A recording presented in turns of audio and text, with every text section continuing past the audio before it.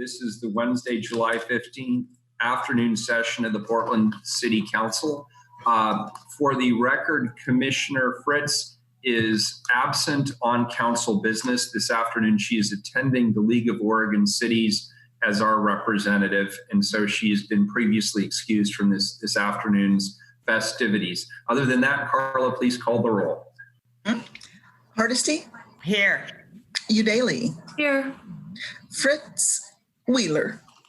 And I am here under, where is it? Here it is. Under Portland City Code and state law, the City Council is holding this meeting electronically. All members of the council are attending remotely by video and teleconference, and the city has made several avenues available for the public to listen to the audio broadcast of this meeting.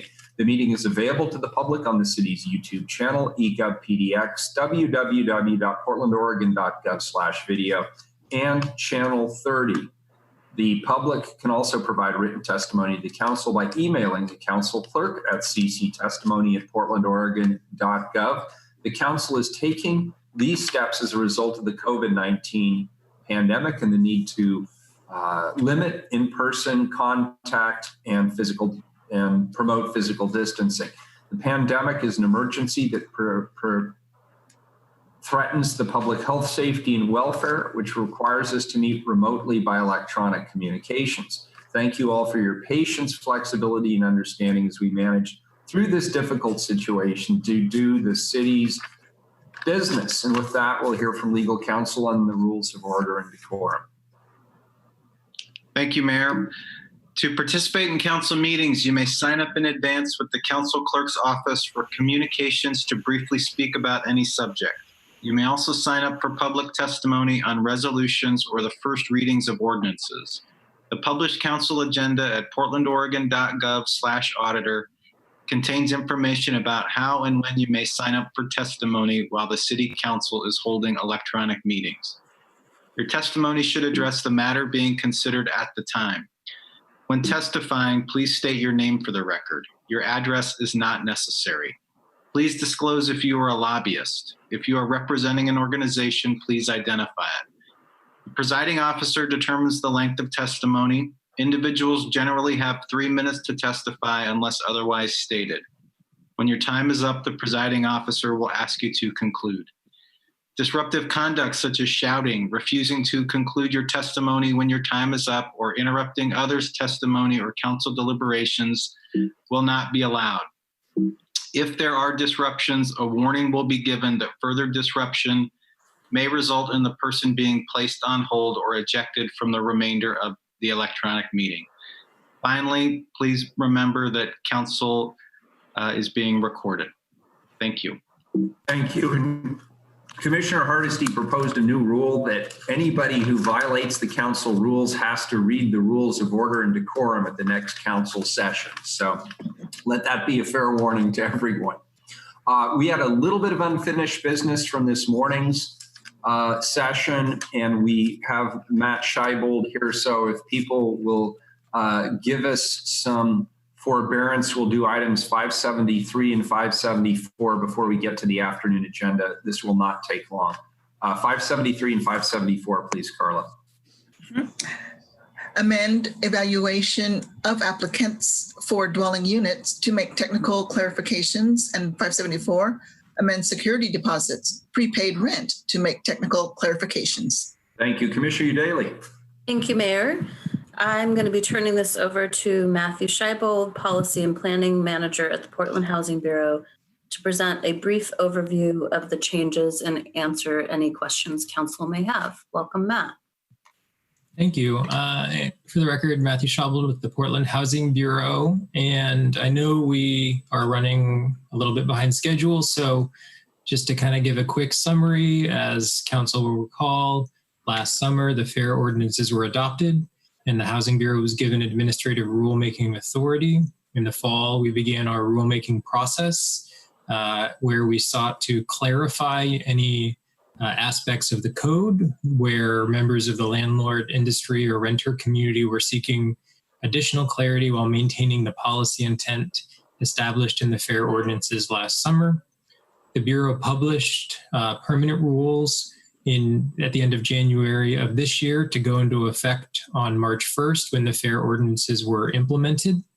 And through that process, there were a number of questions and clarifications that were requested by industry and community that upon consultation with the city attorney's office, it was determined that they would be best made in the code itself rather than trying to create a complex administrative rule that kind of refocused the code language.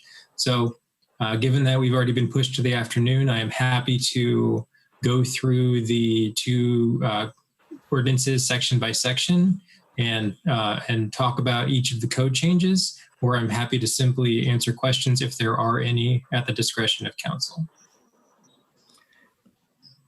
Commissioner Hardesty, did you have a question? You look like you're about to. Thank you, Mayor. I would just say that I don't think it's necessary to go through it item by item, but if you could give us succinctly, how will the changes impact the viability of the program?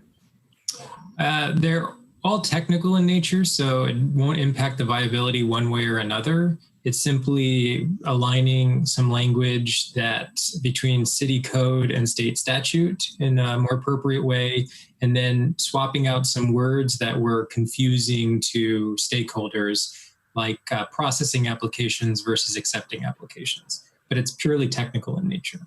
I believe you. Thank you. That's all I had. Very good. Thank you, Matt. Carla, is there any public testimony on 573 or 74? No one had registered, Mayor. Okay, very good. And Matt, as I understand this, haven't gone through it, these are all technical true-ups, correct? That's correct. We're basically bringing our codes into alignment. That's correct, with state statute and clarifying some terms. All right, very good. 573 is a non-emergency ordinance. It moves to second reading. 574 likewise is a non-emergency ordinance. It moves to second reading. And Commissioner Udaley, thank you for your flexibility in terms of moving these to the afternoon. And Matt, thanks for hanging around. We know you have to go, but thank you very much for sticking around so we can finish that business. Of course. Very good. And next up is Carla, if you could read items 577 through 585, 577 to 585. Sorry, Carla. Thank you.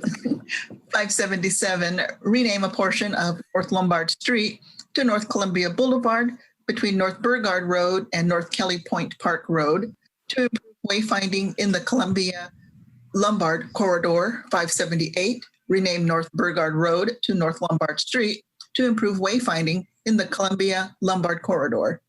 579, rename a portion of North Columbia Boulevard to North Johnswood Drive from west of North Oswego Avenue to east of North Buchanan Avenue to improve wayfinding in the Columbia-Lombard corridor.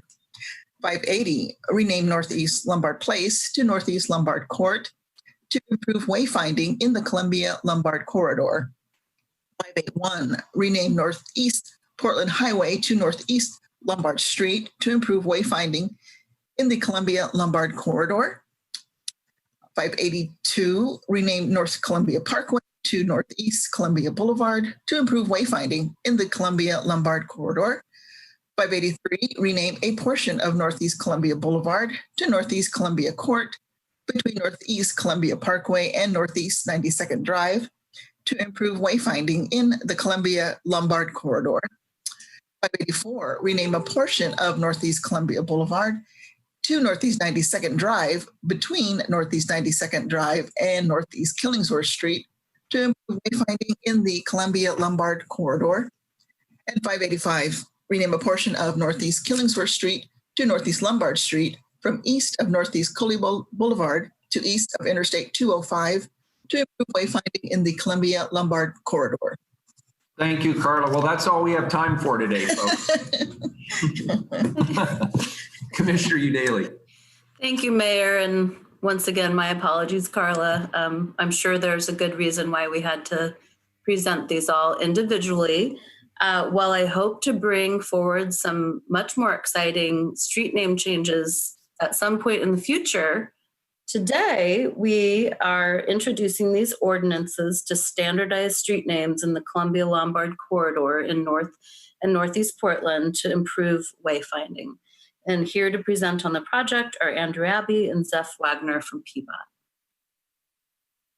Thank you, Commissioner Udaly. I'm going to let Zeph Wagner go ahead and load up the presentation, and he will also start by sharing with you how this project got started. Thank you. Yes, hello, good afternoon, Mayor and Commissioners. Thanks for having us today. Are you able to see the presentation there? Yeah, it looks really good, Zeph. Thanks. Great. So I'm Zeph Wagner. I'm a transportation planner at the Bureau of Transportation. And this has been about a 2-year process of responding to years and years of complaints from neighborhoods, businesses, community organizations, trade organizations in the Columbia corridor about a confusing street system that creates wayfinding difficulties. People don't always know which street they're on, if they're trying to call about any sort of issues that they're having. And just one of those consistent problems for many years that we decided we'd like to respond to, because we've been doing some corridor planning work in the area, more focused on capital projects, and we kept hearing about this. And so we felt like it was important to respond to it. And I think Commissioner Udaly, teed us up well that what we're aiming for here is not a very exciting street renaming. These are just sort of common sense street renaming proposals. And I'll let Andrew talk about sort of how we've developed this. So this first slide just gives you an overview of the street renamings in the Columbia-Lombard corridor. You can see this is a very large area stretching from Interstate 205 on the east and Kelly Point Park on the west. The orange line that you see there is the Columbia corridor to the north, and then the blue line to the south is the Lombard corridor to the south. Lombard Street also carries the distinction of being the US Highway 30 bypass, and ODOT has an interest in Lombard for that reason. And so that's why what we wanted to do is to standardize street renaming both for Columbia and Lombard, so they'd have a uniform street name throughout the entire corridor, and in particular, Lombard Street would be a uniform name for the US 30 bypass. Yeah, just to put it a little more clearly, or a little more succinctly, Lombard, what this blue line on the map here currently changes name 4 times. All as you're just driving straight on a single road, you're not turning, and it changes name 4 times. And Columbia Boulevard on here changes its name 3 times. So that's something we like to avoid in the city. Portland is better than most cities, I would say, at avoiding that. We have streets that are long and straight and stay the same name, and we want to continue that spirit in this area.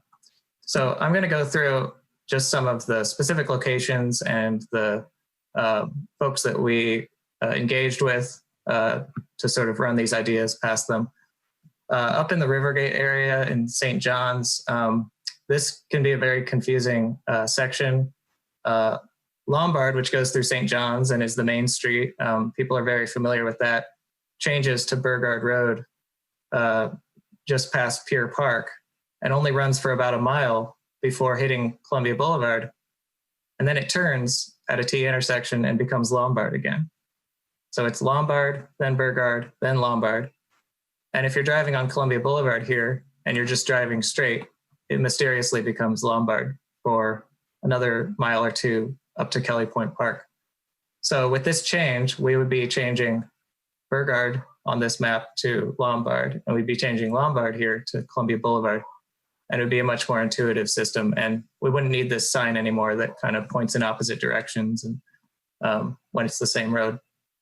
And we reached out to a lot of the industrial property owners and businesses out here freight committee, the port, neighborhood associations, and just generally speaking, the message we got from people was nodding heads. This is kind of a no-brainer, seen as a no-brainer by a lot of people, and something that they've been wishing would be addressed for a long time, but never quite seemed to rise up in importance. So we're glad to propose taking care of this. As I was doing outreach related to the rest of the renamings that we're proposing today, I went to the St. John's Neighborhood Association, and a number of residents brought this issue up of a section of Columbia Boulevard that's essentially a frontage road up a hill and behind a line of trees from what we think of as Columbia Boulevard, 5-lane arterial road. There's this quiet residential street that's not really visible very much from the main road. You can see the photo there. And people on this street have said that delivery drivers have a very hard time finding them. They'll get packages sent back because the driver of the truck can't find their home. It's not really obvious from the main part of Columbia Boulevard how to get up into this neighborhood.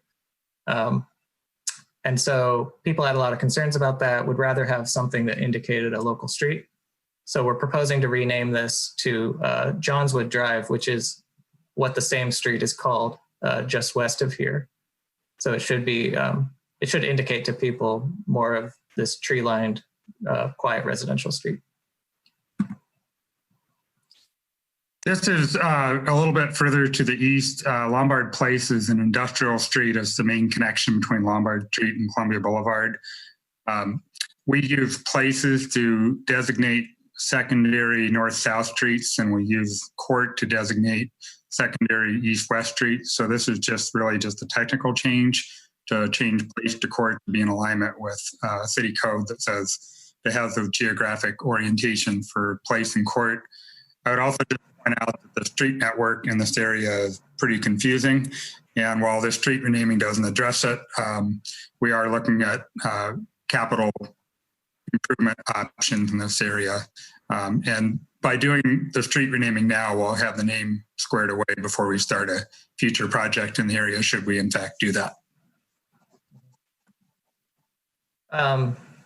This is a little farther east from there, Northeast 42nd Avenue Bridge over Lombard. This is a really nice one to address because, again, Lombard just becomes Portland Highway when you cross under the 42nd Avenue Bridge, and then it becomes Killingsworth Street just a mile later. So there's this odd remnant portion of Portland Highway. And from what we can tell, the only reason this exists is because 42nd Avenue used to be the city boundary before the 1980s. So in the annexation of the 1980s, when Cully was brought into the city, this was never taken care of. Arguably part of that annexation, it would have been nice for that to include the renaming. So we're really trying to address that. And we've heard from a lot of these neighborhood associations and groups that this can be really confusing because nearly everybody thinks of this section as being Lombard. And I've seen news reports where if there's a crash on this section, the news will refer to it as Lombard. And we wouldn't want a situation where if somebody's driving down what they think is Lombard and they see a crash or something and they want to call an ambulance, we wouldn't want them to report the wrong location because of how they're thinking of it in their head. And so, and also we're not sure we want to call it a highway. It's a street for the whole rest of the section, and it would, we think it would be more appropriate to keep it Lombard Street. And then this is the other end of Portland Highway in the heart of the Cully area, where if you're just driving straight on Portland Highway, it just becomes Killingsworth Street at this T intersection. But then there's another section of Killingsworth that's smaller, more of a neighborhood collector street. This triangular area between Cully, Portland Highway, and Killingsworth is the Living Cully Plaza that you're probably familiar with. The Las Avelitas affordable housing development from Hacienda CDC is going to be constructed there. And we've done some outreach with Living Cully, and they liked this idea of differentiating the ODOT-owned State Highway 30 bypass from the neighborhood street that really serves the Cully neighborhood and would be the front door of that building. So in our proposal, both Portland Highway and Killingsworth, the highway portion, the 5-lane portion, would become Lombard. But the narrower neighborhood collector portion of Killingsworth would remain Killingsworth. That would just help people kind of with their mental mapping of the area. Andrew's going to talk about this part. So the next slide just shows an area where we completed a couple of major capital projects in the last 15 years. So the two big projects that we did in this area were the East End Connector project, which is kind of that diagonal dash blue line that you see there on the map, which it used to be the Columbia Boulevard cross railroad tracks to connect to the freeway. And we changed that. So now it goes underneath the railroad overcrossing. And then about 10 years ago, we completed a local improvement district, which 92nd Drive used to be a dead end street. And then we punched it through up to Alderwood Road to connect to Cascade Station in that area.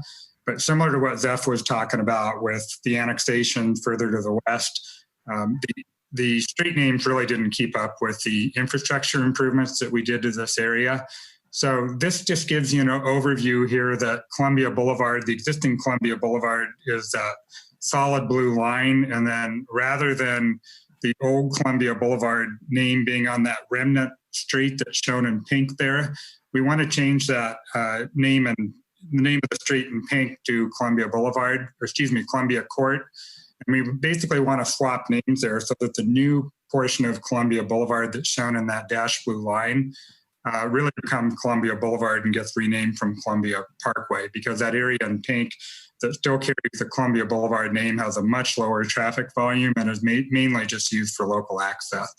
And then similarly, that dash green segment that you see, which again is an old remnant area of Columbia Boulevard, we want to rename that to 92nd Drive because that's a connection to the new Northeast 92nd Drive to the north. And then last but not least, that orange line that you see there to the south, which is Killingsworth, would change to Lombard. And this kind of gives you a ground view of what we're talking about. So the upper left picture you see there, if you're headed southbound on I-205, you see the sign there is from Killingsworth Street. People are really expecting to go to either Columbia or Lombard, not Killingsworth.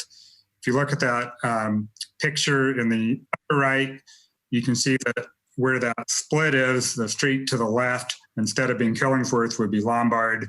And then that street coming off to the right there, we would rename that from Columbia Boulevard to 92nd Drive. And then the picture shown in the lower right is another example of that old remnant Columbia Boulevard with very low traffic volumes on it. That would become Columbia Court. And then last but not least, the picture in the lower left shows the main 5-lane arterial coming off of I-205. The irony of this is that overhead sign that you see there on the right says Northeast Columbia Boulevard, but it's pointing to a street that is not actually Columbia Boulevard. It's pointing to a street that's actually Columbia Parkway. So we just simply want to rename that to Columbia Boulevard and bring it in line with what the street name is shown on the overhead sign. And then the other big piece of this, and this is really the heavy lift on the project, we have a wonderful partnership going with ODOT. They've just been incredibly collaborative and responsive on this project. Hats off to them. So when you change the name of Killingsworth Street to Lombard Street, then we have to also change the freeway signs. And this is a good thing because this is the perennial source of confusion that people drive on 205 and they're trying to get to Lombard Street, but the signs all say Killingsworth Street. So one of the major aspect of this project is changing these 10 freeway signs that you see on the right side so that Killingsworth is changed to Lombard. And then just to wrap this up, this is the final slide. The table at the top just shows you, just kind of recap for you all the street names that are changing. So you can see that Columbia Boulevard becomes 1.8 miles longer and Lombard Street becomes 1.6 miles longer as well. Columbia and Lombard are the third and fourth longest street names by name in the city of Portland. So those would still remain in that ranking of 3rd and 4th place. Marine Drive and Burnside are the 1st and 2nd longest streets in the city of Portland. That wouldn't change either. And then Killingsworth, trivia point here for you, but Killingsworth is currently the 42nd longest street in the city of Portland. And I think what that really speaks to is people are really looking, as they're driving on I-205, they're looking for streets that are long and connect to a lot of destinations. And Lombard Street clearly fits that bill as the 4th longest street in the city of Portland. Killingsworth does not. And then if you look at the slide there at the bottom, you can see where we did some traffic counts along these various alignments. You can see that the future Lombard Street at 82nd Avenue has the highest traffic volume by far of all of the street segment, 37,000 daily trips a day. So we really felt like it made sense to attach a street name to exit 23B on I-205 that really corresponded to where most of the traffic was going. And then if you look there at the bottom, you can see what we think was the neighborhood collector portion of Killingsworth Street, not the 5-lane section, but the quiet neighborhood stretch where people are really thinking when they see that Killingsworth Street sign. That only has 12,000 trips a day. So the street renaming is really in line with both the lengths of streets and the traffic volume as well. If you just refer back up to the chart on the top there, you can see that equity was a really big piece of what we were doing here. You know, really the way the street naming system in this area currently works, we're sort of literally telling people to get lost in diverse and underserved neighborhoods. And we really want to change that so that people can wayfind their way around our diverse neighborhoods much more efficiently. You see that most of those equity scores are up in the 8, 9, 10 range on a 3 to a 10 scale. And then as I mentioned earlier, almost all of these areas were annexed to the city in the past 35 years. And so we're just bringing the street names up to the same convention that you see in other parts of the city as well. So that concludes our presentation. We have a number of testifiers with us today, and Zeph and I are happy to answer any questions you might have. All right, great presentation. Colleagues, any questions? Or anything else, Commissioner Udaley, you'd like to add? I thought you made a strong case. Carla, is there anybody signed up to testify on any of these items? Yes, Mayor, we have 6 people, I believe, signed up. 6 people? Mm-hmm. Let's go ahead and give them 3 minutes each, please. Name for the record. The first person is Christopher Reinman. Good afternoon. Hello. Hi. Can you all hear me? Yep. Hey, so I had a quick question, if it's okay, before I started my testimony. I believe I heard at the beginning of this meeting that there was a time for like open public testimony. Is that true? Yep, it has to be related to the subject at hand. So no, I understand that. Sorry, or I understand that now, I should say. When I was initially signing up, I thought that there was no option for that, so I just signed up for the last one. So it's a little weird, Christopher. There is a separate, so you can testify on the first readings of ordinances and resolutions as you're doing now. There's also something called communications that can be on. Oh, okay. And people sign up for communications in advance as well. And that can be on anything anybody wants to talk about. Well, in that case, I don't want to be disrespectful to the process. My testimony does not relate to this. So okay. I will respectfully, back okay. off. And Carla, who's our council clerk, she can reach out to you and get you on for a communication slot if you'd like that. That would be great. I would also say if it's in writing, he could actually email it to all of us. Yeah, good point, Commissioner. Thank you, Commissioner Hardesty. I will definitely do that. Yeah, we definitely read them. We definitely read them. Thanks, Chris. Awesome. Yeah, thank you. Next, we're going to go with Larry Mackin. Welcome. Hello. Can you hear me? Yep. Okay, my name is Larry Mackin, owner of Mackin's Auto Body. We've been in business in the Portland area since 1945, over 75 years.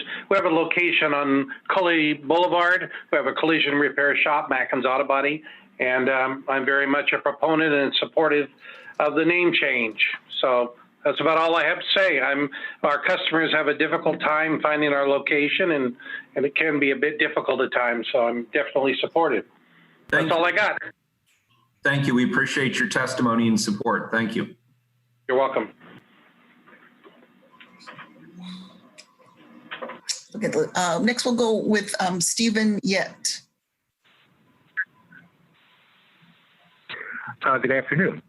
Afternoon, Stephen.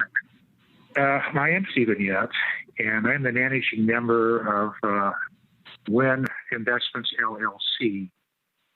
And we own property along Northeast Portland Highway. And an item specifically 581,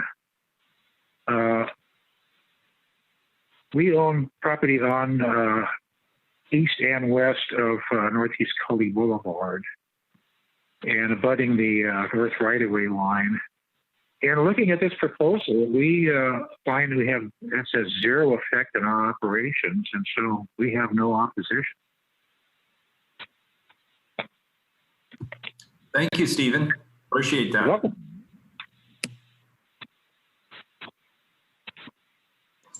Next is Mike Vial.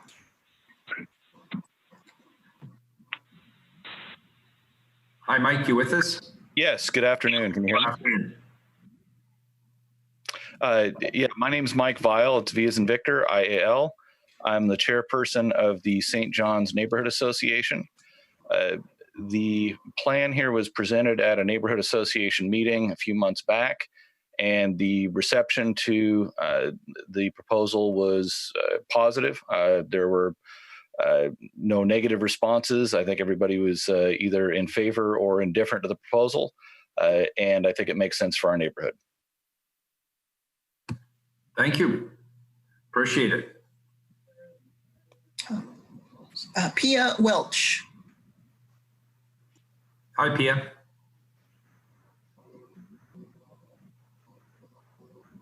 Pia, you're still muted. Can you hear me now? Yep, loud and clear. Good afternoon. Thank you, everyone, for your time. I just wanted to say that very strong support for this project. When Andrew first brought up yet another good idea to clean this up, I turned it over to our drivers who have to negotiate around this area and our dispatchers. And we went through the streets, and it'll be a great improvement to getting around and locating places, particularly the 42nd overpass and the exit signs on 205, and straighten out Killingsworth to Northeast Lombard. So I appreciate the efforts and work on this project. Thank you.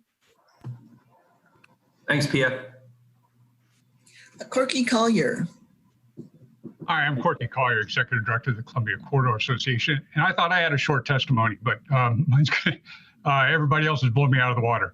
I want to thank you for taking the time on this issue. With everything going on right now, it may seem silly to spend time on a street renaming project, or maybe it's the perfect time. This is something that's going to considerably improve wayfinding in Portland.